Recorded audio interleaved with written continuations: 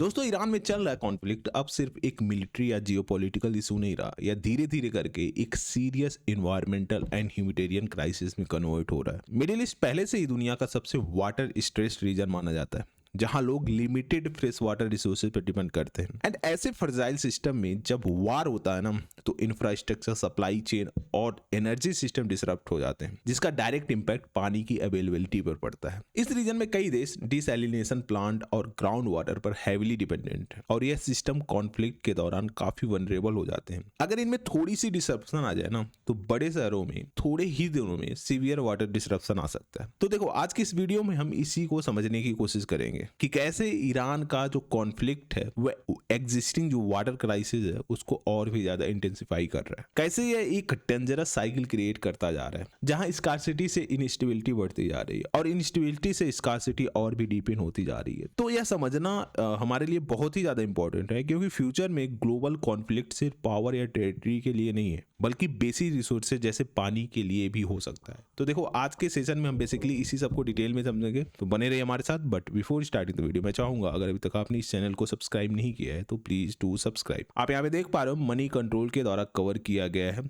Iran war shock, Middle East water crisis spiral into dangerous new phase. Basically Middle East में जो water crisis है ना, वह एक न्यू फेज में चला गया है। ऑलरेडी ये रीजन एक सीवियर वाटर क्राइसिस को फेस करता आ रहा है बहुत लंबे टाइम से, और जब से वार स्टार्ट हुआ है ना, तब से यह सिचुएशन और भी ज्यादा ग्रेव हो गया है। नाउ अब आपके मन में क्वेश्चन आ रहा होगा कि क्यों मिडिल ईस्ट एक मोस्ट वाटर स्ट्रेस्ड रीजन है। देखो, वर्ल्ड रिसोर्सेज इंस्टीट्यूट के अकॉर्डिंग लगभग 83% जो पॉपुलेशन है ना यहाँ पे, that is already facing extreme water stress, right. And 2050 तक ये बताया जा रहा है कि नियरली 100% जो यहाँ पे रीजन है वह वाटर स्ट्रेस फेस करेंगे। एंड देखो, रीजन इज कि यहाँ पे जो रेनफॉल होता है ना, वह काफी ज्यादा कम होता है। एरिड रीजन है, आपको पता ही है, यहाँ पे ज्यादातर हमें ऑयल वगैरह देखने को मिलते हैं, पानी इतना ज्यादा मिलता नहीं है, बारिश वारिश होती नहीं है, और फिर जो नदियां हैं वह भी इतना इफेक्टिव होती नहीं है। बेसिकली थोड़ा बहुत जो मेडिटेरियन सी से वाटर वगैरह आता है, वही सब जो पानी वगैरह मिलता है वही होता है। उसके बाद कोई यहाँ पे हमें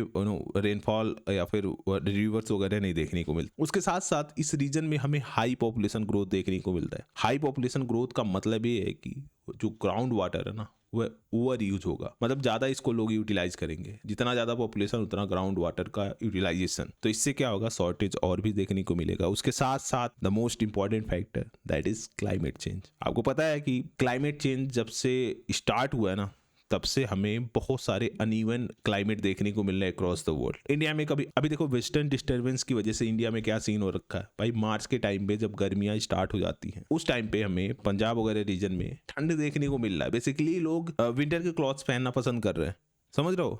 तो सिचुएशन क्या है, क्लाइमेट चेंज जैसे जैसे हो रहा है वह सिचुएशन को और भी ज्यादा ग्रेव कर दे रहा है, बेसिकली मिडिल ईस्ट में अगर हम बात करें तो, राइट। और उसके साथ साथ ना, जो यहाँ पे कंट्रीज हैं वह एक फर्जाइल वाटर सिस्टम पे डिपेंडेंट है। कैसे, देखो, जो गल्फ कंट्रीज है बेसिकली, जैसे सऊदी अरबिया हो गया, कुवैत हो गया, ओमान हो गया, वह हैवीली डिपेंडेंट है डिसैलिनेशन प्लांट पे। ये क्या होता है, डिसैलिनेशन प्लांट वो प्लांट्स होते हैं जो बेसिकली सी वाटर को ड्रिंकिंग वाटर में कन्वर्ट करते हैं। कुछ कुछ जो सिटीज है वहां पे, उसमें जो 100% ड्रिंकिंग वाटर है ना, बेसिकली वह इसी सब मेथड्स के थ्रू आता है, राइट। डिसैलिनेशन मेथड के थ्रू ही आता है। अब इससे प्रॉब्लम क्या है, देखो, प्रॉब्लम सबसे बड़ी ये है ना कि ये एनर्जी इंटेंसिव होते हैं, बहुत ज्यादा फ्यूल एनर्जी वगैरह इसमें लगता है। उसके साथ साथ काफी ज्यादा एक्सपेंसिव होते हैं, और इसमें सबसे बिगेस्ट प्रॉब्लम ये है कि ये हाईली वनरेबल होते हैं। थोड़ा सा कोई अटैक कर दिया, डिसरप्ट हो जाएंगे, राइट। जैसे ईरान के द्वारा यहाँ पे जो स्ट्राइक वगैरह किया जा रहा था सऊदी अरबिया में, उसके साथ साथ जो अदर कंट्रीज में स्ट्राइक वगैरह किया जा रहा था, उसके वजह से क्या हुआ था कि जो डिसैलिनेशन प्लांट्स है ना, वह भी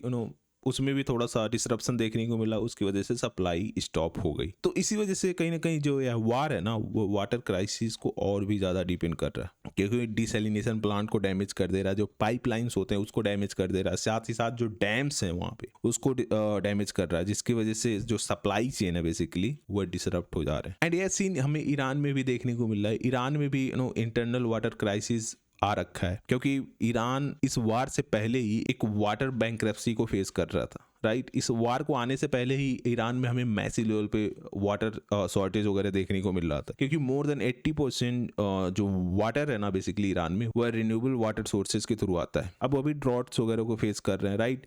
रेनफॉल में डिक्लाइन देखने को मिल रहा है, जिसकी वजह से और भी ज़्यादा हमें प्रॉब्लम्स वहाँ पे देखने को मिल रहा है। साथ ही साथ डिमांड भी काफ़ी रैपिडली राइज कर रहा है। तेहरान की अगर हम बात करें तो वहाँ पे लगभग 10 मिलियन पॉपुलेशन है, 10 मिलियन पॉपुलेशन, समझ रहे हो। एंड जैसा रीजन है वहाँ पे हमें वाटर वगैरह बहुत ही ज़्यादा कम देखने को मिलता है, समझ रहे हो। तो इससे हमें सिचुएशन और भी ज़्यादा ग्रेव वहाँ पे होता हुआ देखने को मिल रहा है। सब लोग ऑयल की बात कर रहे हैं, राइट, ऑयल की बात कर रहे हैं कि अक्रॉस द वर्ल्ड ऑयल की शॉर्टेज हमें देखने को मिल रहा है, गैस की शॉर्टेज देखने को मिल रहा है, but no one is talking about this crisis जो मिडिल ईस्ट अभी फेस कर रहा है। एंड ऐसे बना रहा ना तो ऑब्वियसली बहुत ही ज़्यादा ग्रेव सिचुएशन हो जाएगा। ऑयल की तो ऑब्वियसली वहाँ पे कमी नहीं होगी, but when it comes to water हमें बहुत ही ज़्यादा शॉर्टेज वहाँ पे देखने को मिल रहा है। एक तरह से आप यूँ बोल सकते हो कि ऑयल के बिना लोग जी सकते हैं, बट वाटर के बिना नो वन विल सर्वाइव, समझ रहे हो। तो इतना ग्रेव सिचुएशन आ रखा है। तो यही था, this is the end of the video. Thank you for watching, please do like share and subscribe. Thank you guys.